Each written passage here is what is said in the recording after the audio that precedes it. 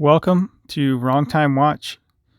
My name is Kevin, and in this video, we're going to talk about my experience with this Rolex Explorer. Kind of laughing because I've only had it for, I guess about 9 hours, and I don't have much of a script here, so I'm going to be rambling. The point of the story is I bought this watch used for about $300, $400 more than, actually $500 more than what I could buy it for new, and did not come with box or papers. And it's actually missing 2 links from what I can tell, and the watch was sold as being in mint condition, and it's not really in mint condition. The one thing I noticed right away, maybe I'm nitpicking, but if I'm going to spend this much for a watch, I would like for it to be in a new condition. I guess that's not the way it works with Rolex. I got fingerprints all over this. This thing is apparently a fingerprint magnet.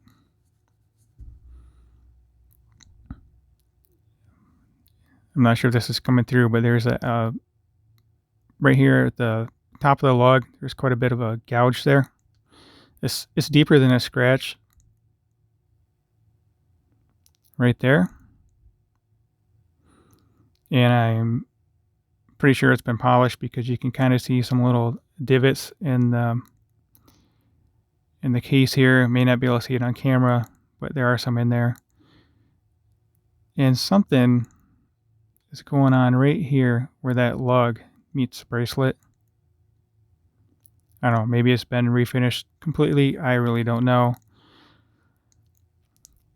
But I mean, these watches are supposed to be going up in value, and they may be discontinued. I have been looking at some local ADs. There's 3 different ADs, somewhat local to me, and 2 of them, actually 3 of them are chains, so they could potentially pull from other stores, but I don't think they do that for a watch like this. And I've never purchased anything from them before, so I don't really know how much of a chance I have at getting one, but would really like to buy one of these new. So I'm just going to send this back. Maybe it's not a good decision. Maybe it is. It's just not right for me. And I guess if I don't get one, then it wasn't meant to be. I'm not sending it back because I don't like the watch. I do like it. I've wanted one of these for a long time. Actually, I wanted a 36 millimeter, but I think 36 is a little small, and this one may be a little big for me. So I'm erring on the side of being a little bit too big. So anyway, hopefully I get one from the AD. This may be a very short video. I guess we can look at the rest of this watch together. I was going to send it out to get it appraised / authenticated. My local Rolex AD charges $65 for that service. I guess they send it out to someone else, and it takes a few weeks for that to get done. And the return window for this watch is 2 days, so I won't be able to do that. I did look up the Rolex crown, if it's supposed to point up. I guess that Rolex doesn't really plan that out, so it just kind of ends up where it's at. I do have actually, let me pause the video. I have a tutor where it lines up. Getting off track, but I think I cut myself off on that portion there. But anyway, I have this tutor, and that kind of lines up straight up and down, but I guess that's just by luck. So yeah, this is not a Rolex, but I guess it's as close as I'm going to get for a while.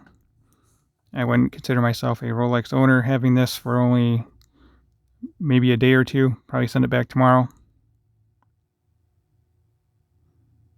So let me know what you would do in the comment section. Would you keep this? I bought a used one as a safety factor or a backup plan in case I couldn't actually get one from the AD. And if I were to get one from the AD, then I would sell the used one because I really want that experience of going in and buying one for myself and keeping it for a long time. As far as I know, there are no other 39mm Rolex watches. Let me get this on wrist so you can kind of see why I bought this.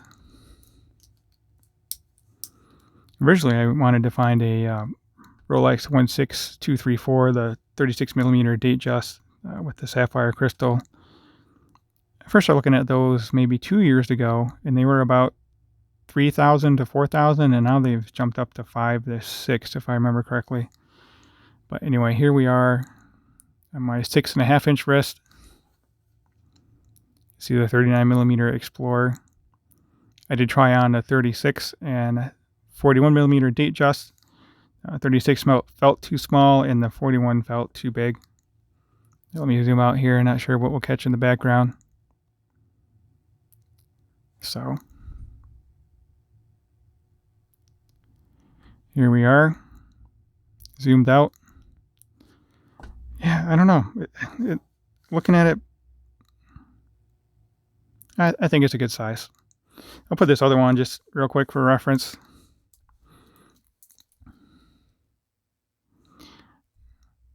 I mean, it looks like a legit Rolex Explorer to me. I'm not an expert, though.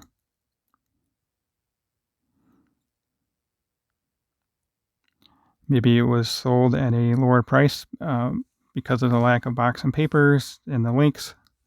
And looks like it's had some work done to it. So this will be a stand-in for a 36mm Datejust on my wrist. This is a Tudor Oyster Prince date day. Forgot the model number.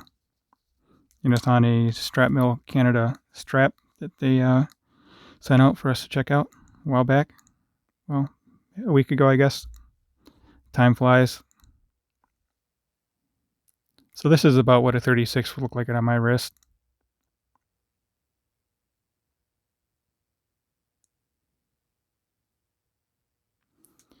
So anyway, that's about all I wanted to cover. Just giving a quick explanation as to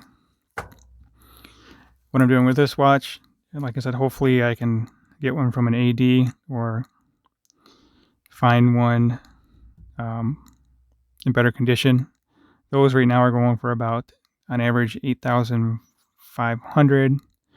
I saw another one that's 90% condition. The clasp is a little bit scratched up, and there's some swirls on the bezel. That's going for 8,000. Actually, it's 8,000 after the discount. And then I saw another used one for 8,150. It looks like it's in really good shape. It's just more than I want to spend right now. But like I said, I'm not used to the Rolex tax or the Rolex games, whatever you want to call it. So yeah, thank you for watching. I think that will conclude the video, and I'll talk to you guys next time.